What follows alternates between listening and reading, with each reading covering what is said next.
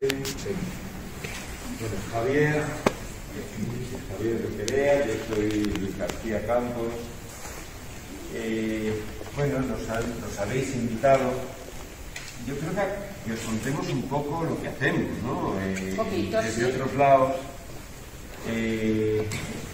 Hablaba en voz alta. Espero, por favor, si no me oís bien o no os oís bien, decídnoslo. La mascareta es una complicación añadida. Utiliza el micro, ¿eh? Oye, yo tengo permiso para quitármela. Aquí la compañera ha dicho que puedo quitar y aquí un metro y medio. Entonces, si no os molesta, ¿me la puedo quitar? ¿Sí? Otra cosa. Hablaba y decía que empezaba diciendo que comunicarse siempre es complicado. La comunicación siempre comporta obstáculos. Últimamente, como veníamos charlando mientras veníamos para acá, en formato digital, pero no nos podemos olvidar que siempre hay lío. Bueno, comunicar es estar con otros. Y nosotros quizás lo que podemos contaros es cómo hemos entendido, trabajado, aprendido, haciendo con otros, que en este caso eran otros que se hacían psicomotricistas. Javier y yo empezamos, bueno, Javier empezó antes que yo, es el que porta originariamente la idea y él os va a contar ahora un poco en detalle cómo fue. Nos encontramos desde hace unos años trabajando en el espacio de formación que CEFO, la escuela que dirige María Ángeles Cremades, Madrid, en formación de psicomotricistas. Nosotros participamos en el proceso de acompañamiento de ese proceso formativo. Bueno, nosotros, Javier es psicomotricista, yo no, los dos somos psicólogos. Trabajamos en coordenadas de grupalidad, somos grupalistas y vamos a contaros un poco cómo hacemos o qué hacen grupalistas como nosotros en espacios como el vuestro, como el de la de gimnasio, de la sala, ¿no? Me vienen las salas. Eso. Tenemos ideas distintas, pero tenemos salas en la cabeza todos, ¿no? Quizás. Bueno, lo hemos planteado también, nuestra idea era algo que fuera dialogado. La idea, la herramienta o el concepto me lo dio Marina Garcés hace unos días leyendo uno de sus últimos trabajos. Le puso nombre, algo que quizás me ayudaba a ubicarlo de manera que se pudiera contar mejor, ¿no? En un momento ella recoge como que la inteligencia no es solo de uno. A veces la inteligencia es poder pensar con otros. Y esta idea la traigo como un entrada, ¿no?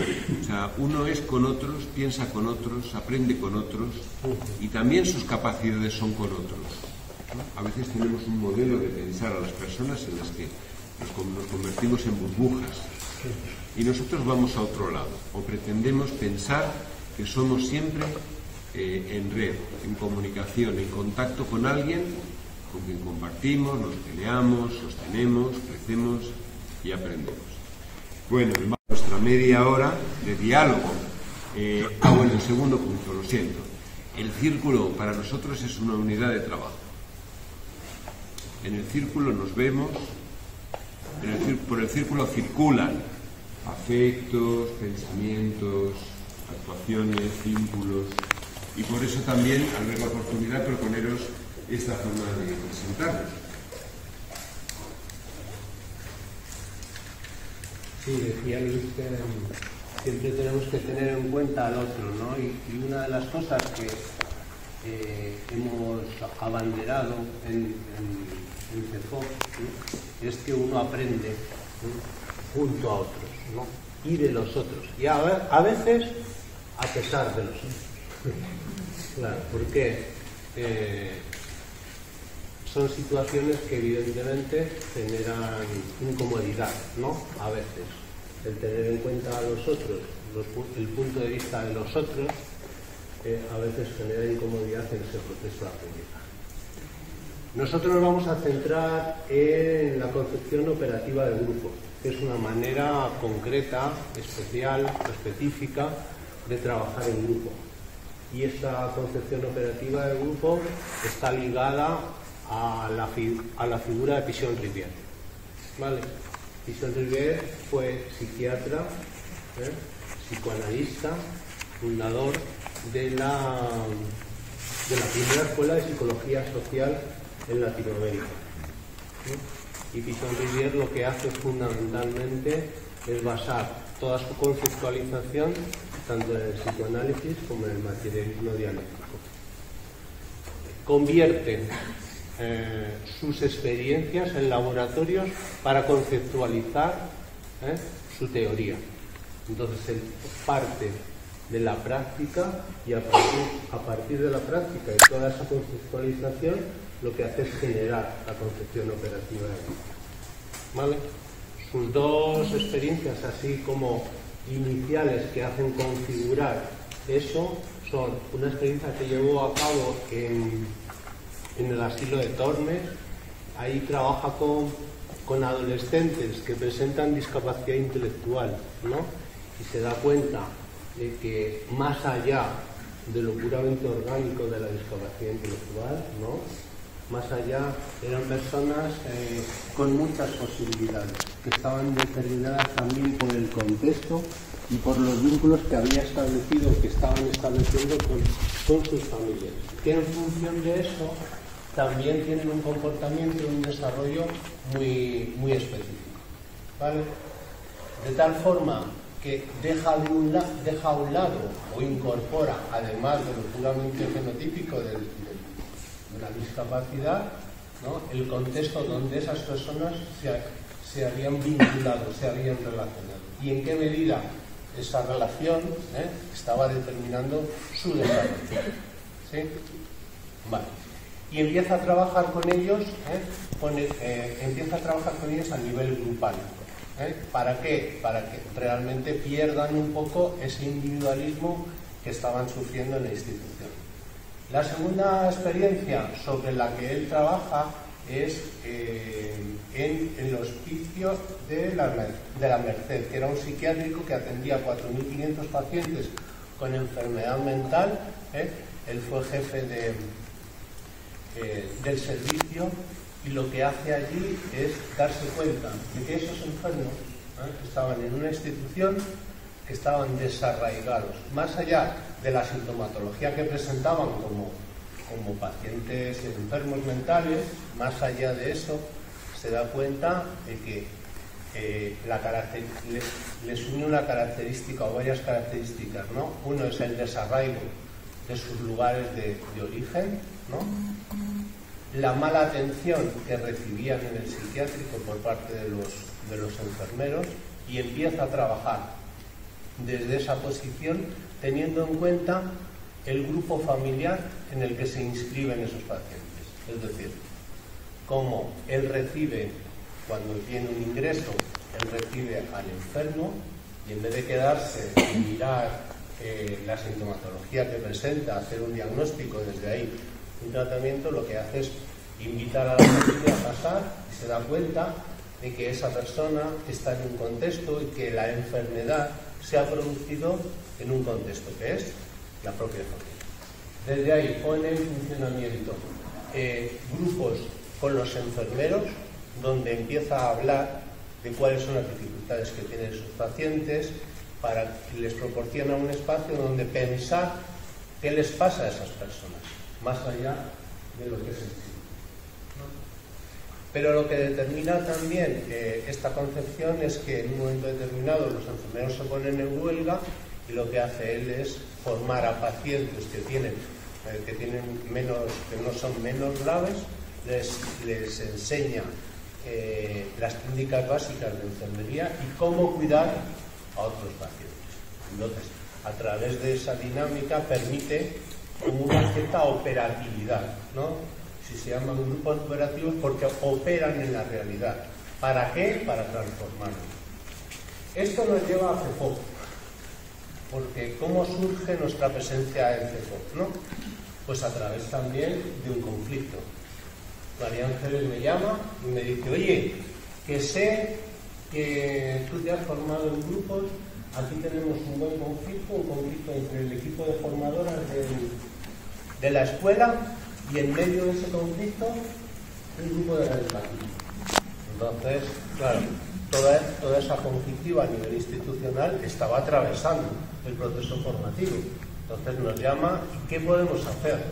Pues lo que hicimos fue generar un espacio donde los alumnos pudieran hablar, pudieran elaborar, pudieran integrar esa conflictiva dentro de su proceso formativo. Entonces, ese espacio tenía un encuadre determinado y la tarea era integrar eso dentro del proceso formativo porque esa era la realidad que teníamos.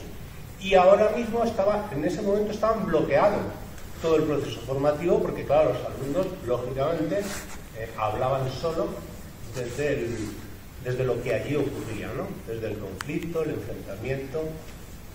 Entonces, eso fue hace más de 20 años. A partir de ahí y de otras estrategias a nivel organizativo, esa promoción salió adelante, se formaron en base al programa que tenían establecido y a partir de ahí María Ángeles apostó porque la dinámica de grupos se pudiera integrar dentro del programa que ofrecía tanto a la gente que estudiaba la educativa como a la gente de reeducativa. ¿Vale? Entonces, nosotros en reeducativa intervenimos siempre que el grupo se junta, que es una vez al mes, y en educativa en seis sesiones. Además de eso, lo que hacemos es, en reeducativa, a lo largo de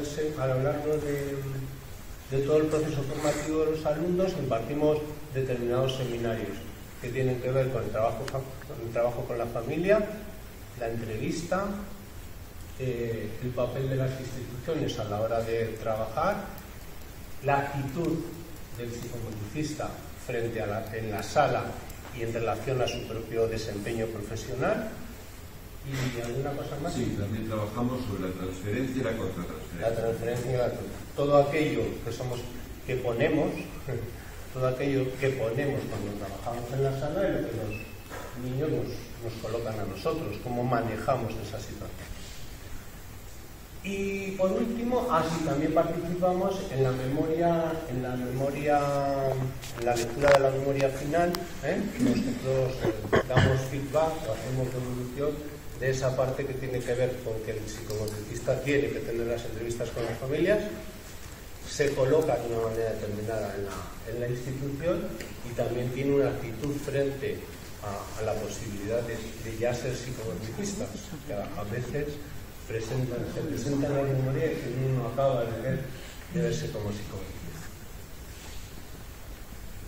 Javier ha presentado algo de la historia de por qué estamos aquí. También ha hablado de la historia de cómo se ha pensado, se ha ido construyendo un modelo de inclusión, de los grupos, del aprendizaje y la cierta psicología. Son organiza la primera escuela de psicología social de América Latina. Claro, hay muchas formas de acercarse al grupal, muchas formas de acercarse al aprendizaje. Pensábamos que para continuar contándoos qué hacemos, era interesante hablar de qué es un grupo en esta concepción operativa del grupo, en esta grupalidad centrada en la tarea. Y para empezar a acercarnos a algunos elementos de la conceptualización, yo primero tiraría de algo que ya ha mencionado Javier, la necesidad. Uno hace cosas porque las necesita. Y desde ahí surge la cuestión de los grupos operativos. Surge, por un lado, de la necesidad social, de la necesidad de las personas, pero también de una cierta capacidad para pensar lo humano, donde se entiende que el contexto es importante. Vuelvo otra vez a colocarnos frente a esa idea de que los individuos somos sujetos aburbujados, encerrados en nuestra historia. Y pensamos que las personas somos siempre con otros. Como diría Freud, toda psicología es una psicología social. Todo lo que nos pasa Freud, Vygotsky, podemos sacar líneas bien distintas que van a plantear que solo somos humanos con otros. Entonces, desde esta cuestión, desde la referencia constante al contexto, habría otro elemento que también ha traído Javier en la introducción, que sería el papel fundamental del conflicto. Aprender es conflicto, cambiar es conflicto, convivir también es conflicto. Y desde ahí se trata de buscar aquellas formas de conflicto que nos mejoran, nos hacen más capaces de manejarnos con el medio y de cambiar la realidad. Porque un término que creo que va a introducir con más detalle después Javier es el de la adaptación activa a la realidad. No se trata solo de adaptarse o de tragar con lo que venga. Se trata de que uno se transforma transformando. Uno cambia mientras hace cambiar lo de fuera. No cambia acomodándose a lo que le toca. De manera que se plantea un protagonismo que tiene que ver con el conflicto, pero también con un conflicto visto desde una lógica dialéctica. Hay conflictos que nos hacen crecer y conflictos que nos bloquean. Hay conflictos que nos permiten aprender y cooperar y hay conflictos que nos condenan al enfrentamiento inútil y estéril. En esta lógica pensamos que la relación, o se plantea que la relación de uno con los otros va a generar o se sostiene en una dinámica dialéctica. Insisto, en ciertas condiciones las cosas van para adelante, cambian, se transforman. En otras condiciones las cosas se repiten una y otra vez. Bueno, ahí podemos hablar de salud, de enfermedad mental, de formas que nos condenan a estar encerrados en una dinámica oclusiva, ¿no?, en la que nos podemos sentir aprisionados. Leo y cito textualmente algo que sería una definición básica de Pichón sobre el grupo. Para él, un grupo es un conjunto restringido de personas ligadas por constantes espaciotemporales, en el cual, articulados en su mutua representación interna, se propone de forma implícita y explícita una tarea que conforma su finalidad, interactuando a través de complejos mecanismos de asunción y adjudicación de roles. Me detengo un poco en algunos de estos aspectos que para nosotros son esenciales. Cuando se habla de cuestiones espaciotemporales, claro, esta es una definición de los años 50 del siglo pasado. Un grupo era algo que se mantenía físicamente en el mismo espacio. Ahora, como bien sabéis, ayer tuvisteis alguna experiencia más sobre ello, nuestros aquí y ahora son múltiples y podemos estar conectados con alguien que está presente por la pantalla de un ordenador que está puesto sobre una mesa o que ocupa una de las sillas en las que estamos trabajando. Pero, en cualquier caso, ese aquí y ahora nos permite analizar otros escenarios de otros momentos y discriminarlos. El aquí y ahora de un grupo de psicomotricistas en formación incluye muchos otros grupos pasados, muchas expectativas, muchas promesas, y todo esto que forma parte de ese bagaje puede, y quizás deba ser discriminado o va a ser discriminado en el proceso de formación. ¿Qué significa ser psicomotricista? ¿Qué puedo alcanzar con esta formación? ¿A qué no voy a llegar? ¿Cómo puedo hacer con las herramientas que adquiero para hacer una determinada práctica? Todo esto está en juego en esos elementos espaciotemporales. A la vez, vamos a construir con otros un esquema de referencia, una representación que por un lado es de cada uno, pero por otro lado se construye con otros. Ese pasaje de yo a nosotros es parte esencial de cualquier formación, también de la formación en práctica psicomotriz.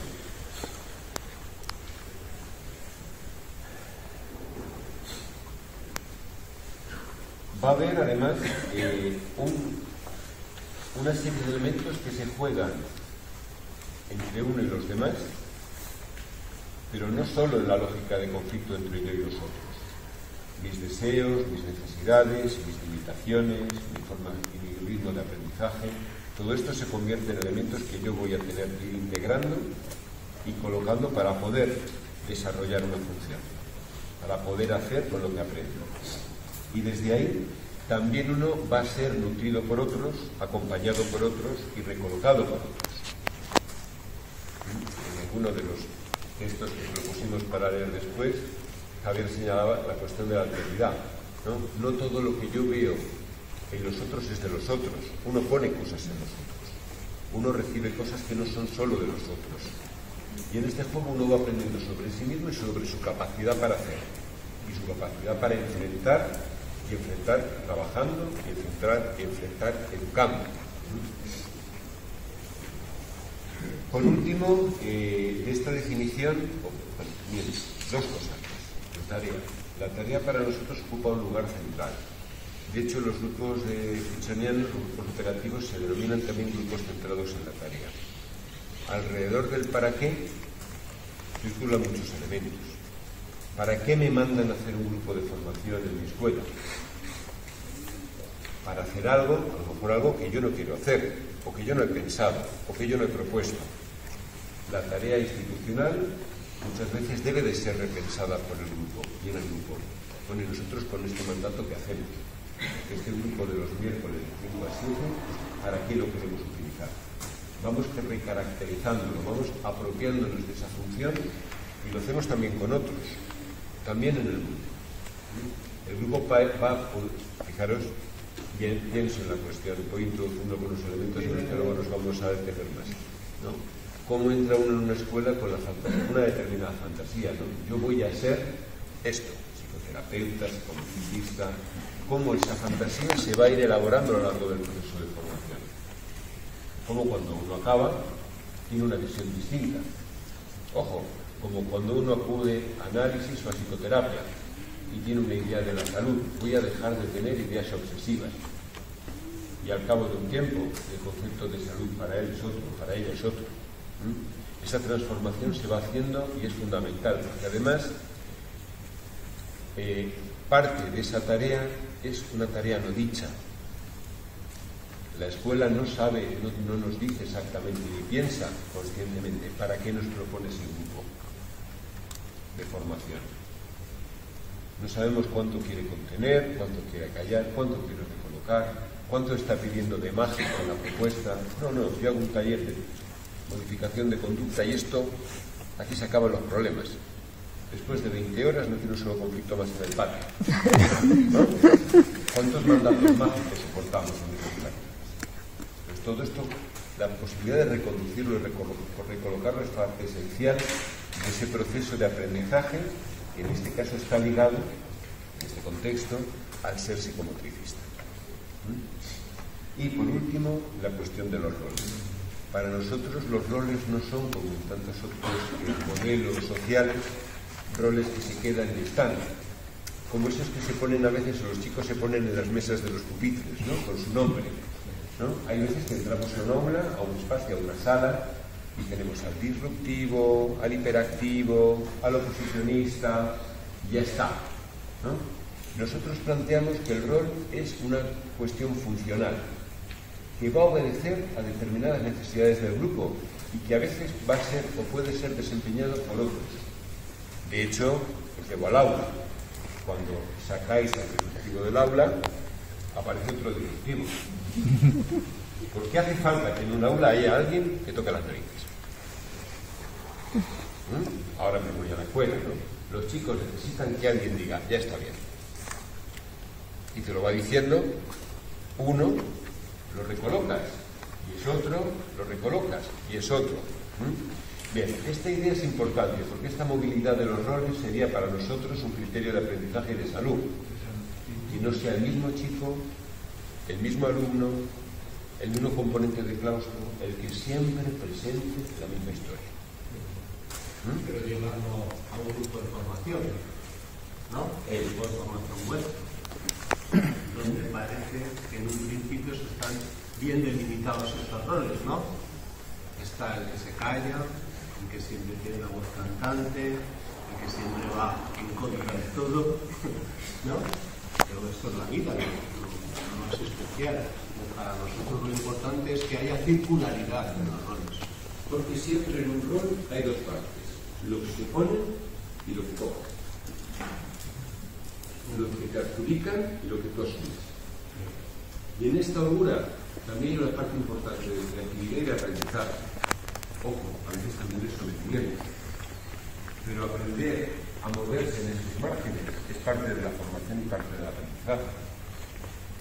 Algo que habitualmente pensamos de ala, sin que nosotros lo facilitemos en los grupos con los que trabajamos en psicomotricidad, es esto no es mío. Esto, ¿de quién es o de dónde sale? Aprender a discriminar esto es fundamental para poder entender y recolocarse con la práctica psicomotriz. Bien. Y pensar que cuando alguien dice, joder, es que siempre soy yo el que tiene que empezar a hablar, pues suena, ¿no? Pensar cómo él está encantado de hacerlo y los demás como depositan en él esa responsabilidad. Que justo siempre el que rompe el hielo. Y cuando las cosas van bien, qué gusto quedarse callado. Y decir, ala, conmigo no contéis. Apañárosla vosotros. O sea, porque claro que uno hace un trabajo al grupo, ¿no? El que llena todos los tiempos, los espacios, el que siempre está bla bla, bla bla, y los demás, ala, pasa, mira. Luego le critican, pero están encantados. Se ponga ahí siempre en el medio. Bueno, y solo un punto más para caracterizar una cuestión técnica que es importante, sobre todo para los que vayáis a ver o vernos, pasemos a trabajar en otro formato luego, es que dentro de esa organización de roles, en lo que estrictamente es un grupo operativo, que es lo que vamos a proponer en el taller más adelante, Javier y yo asumimos tareas de coordinación. Y la coordinación plantea roles diferenciados con respecto al resto del grupo. De tal manera que los coordinadores plantean un encuadre, unas condiciones físicas, temporales, unos roles. Les toca a ellos, como vosotros cuando entréis en sala, planteáis a los niños y a las niñas unas condiciones, unas funciones, un espacio y un tiempo. Y nuestro trabajo es trabajar sobre ese encuadre y acompañar al grupo señalando o interpretando aquellos elementos que consideremos que facilitan el aprendizaje, o incluso al revés, señalando aquellos obstáculos que impiden el aprendizaje, para que el grupo pueda operar sobre ellos. ¿Me dejo algo, Javier? Está bien. Tenemos todo el día para seguir retomando, porque después también habrá un tiempito a la tarde para poder concluir, ¿no, Ana? Con todos los seminarios. Hay una persona en cada seminario que va a hacer de secretario, que se va a encargar un poquito de poder retomar cosas para a la tarde poderlas decir.